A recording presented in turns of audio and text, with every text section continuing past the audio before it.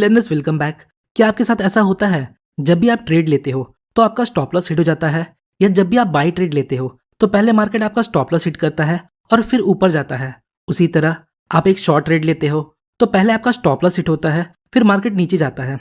ऐसे सिचुएशन में हम सोचते हैं हमारा एनालिसिस और डायरेक्शन तो सही था, मार्केट हमारे डायरेक्शन में गया तो सही, पर पहले हमारा स्टॉप लॉस हिट किया फिर गया। तो इन सब चीज़ों से हम फ्रस्ट्रेट हो जाते हैं और सोचते हैं कोई है जो मेरा स्टॉप लॉस इंटेंशनली हिट करवाता है, कोई है जिसे पता है मेरा स्टॉप लॉस कहाँ है, इसलिए मेरा स्टॉप लॉस हिट होता है। तो यहाँ हम ब्लेम करना स्टार्ट कर देते हैं, हम अपने ब्रोकर या ऑपरेटर को ब्लेम करने लगते हैं। अब देखिए, प्राइस मैनिपुलेशन और स्टॉप लॉस हंटिंग जो बिग प्लेयर्स या ऑपरेटर्स के द्वारा किया जाता है वो तो दूर की बात है, दूसरों की गलती ढूंढने के पहले आप देखिए कहीं आप में तो कोई कमी नहीं है। मेरे कहने का मतलब, कहीं आपका ट्रेड सेटअप तो रॉन्ग नहीं है, या आपके एंट्री और एग्जिट का प्लेस गलत तो नहीं है, या फिर आपका स्टॉप लॉस गलत प्लेस पे तो नहीं है।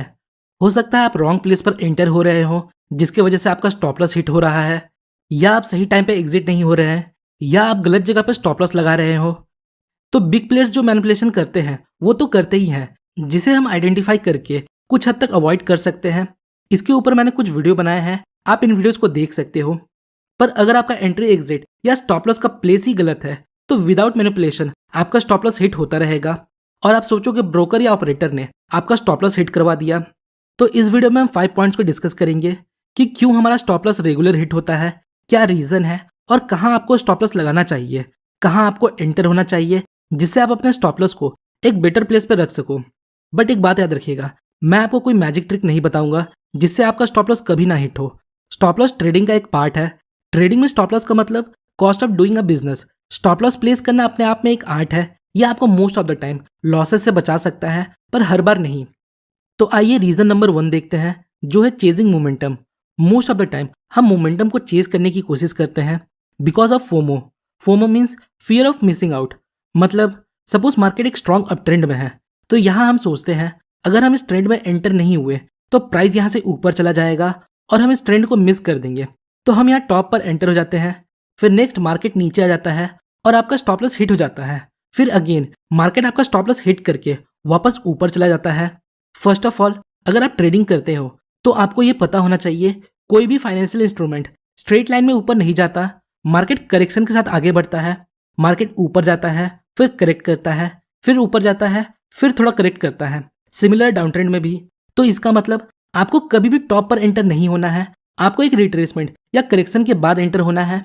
जब भी मार्केट में मोमेंटम बहुत ज्यादा होता है तो आपको वहां एंटर नहीं करना है, वहां आप पेशेंस के साथ रिट्रेसमेंट का वेट करेंगे और फिर एंट्री लेंगे। क्योंकि ट्रेडिंग सिर्फ स्ट्रैटेजी पर काम नहीं करता, ट्रेडिंग में साइकोलॉजी का बहुत इंपॉर्टेंस है। मतलब आपको अपने इमोशंस को कंट्रोल करना है। आइए एक एग्जाम्पल देखते हैं। फॉर दिस एग्जाम्पल, यहाँ हम टॉप पर एंटर होने की जगह रिट्रेसमेंट पर एंटर हो सकते थे। यहाँ प्राइस 50 पीरियड ईएमए को रिस्पेक्ट कर रहा है, तो जब भी प्राइस 50 पीरियड ईएमए पर रिट्रेस करता है और वहां एक बुलिश कैंडल दिखता है तो हम एंटर हो सकते थे। उसी तरह आप ट्रेंडिंग मार्केट के दौरान प्रीवियस की लेवल पर कैंडलस्टिक का कंफर्मेशन लेकर एंटर हो सकते हो। अब रीजन नंबर 2 देखते हैं, taking trade only based on candlestick. For example, हमने सीखा है हैमर एक बुलिश कैंडलस्टिक है। ओके, जब भी डाउन ट्रेंड में हैमर बने तो हमें इसके हाई ब्रेक पे बाय करना है। तो क्या ये आपको इतना सिंपल लगता है? क्या एक सिंगल कैंडलस्टिक में इतना पोटेंशियल है कि वो मार्केट के इतने बड़े बेरिश सेंटीमेंट को चेंज कर दे? So answer is no.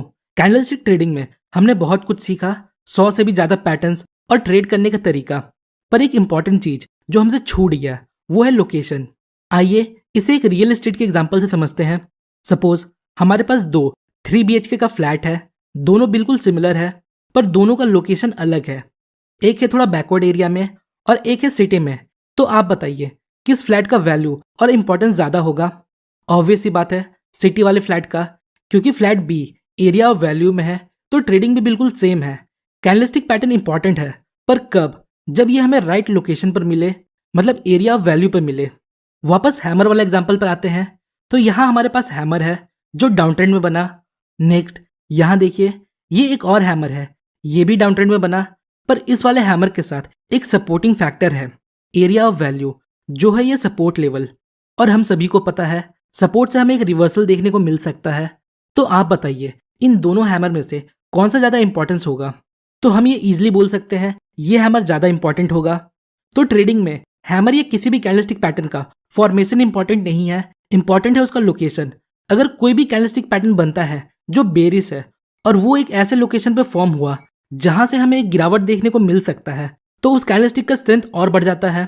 तो हमें कभी भी कैंडलस्टिक को सिंगल अलाउंड ट्रेड नहीं करना है, हमें इसके साथ अदर फैक्टर को भी कंबाइन करना है, जैसे moving averages, support resistance, previous day high low और any key level. Next reason है keeping stop loss too tight. मतलब हम अपने स्टॉप लॉस को अपने एंट्री पॉइंट के बहुत क्लोज रखते हैं।